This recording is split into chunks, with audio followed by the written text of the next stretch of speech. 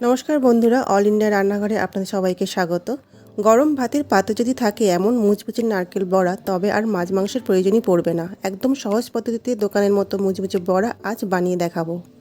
প্রথমে একটি পাত্রে নিয়ে নেব এক ছোটো বাটির তাজা নারকেল কোড়া। নারকেল যত ফ্রেশ হবে বড়ার স্বাদ তত ভালো আসবে। এর সাথে দিয়ে দিচ্ছি হাফ চামচ হলুদ গুঁড়ো, 1 চামচ লাল লঙ্কার গুঁড়ো।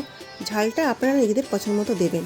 স্বাদ বাড়াতে দিচ্ছি 1 বড় চামচ পোস্ত বাটা, সাথে পরিমাণ মতো লবণ আর স্বাদে ব্যালেন্স আনতে সামান্য একটু চিনি। বড়াগুলো দীর্ঘক্ষণ মুচমুচে রাখতে 2 চামচ কর্নফ্লাওয়ার, 3 চামচ বেসন আর পরিমাণ মতো ধনিয়া পাতা কুচি।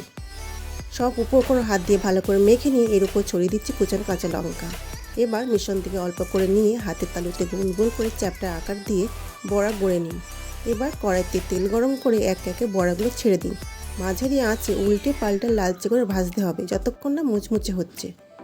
তৈরি আমাদের গরম গরম নারকেল বড়া। বিকেলে স্ন্যাক্স বা ভাতের সাথে পরিবেশন করুন। রেসিপিটি ভালো লাগলে অল ইন্ডিয়া রান্নাঘর চ্যানেলটি সাবস্ক্রাইব করে পাশে থাকবেন।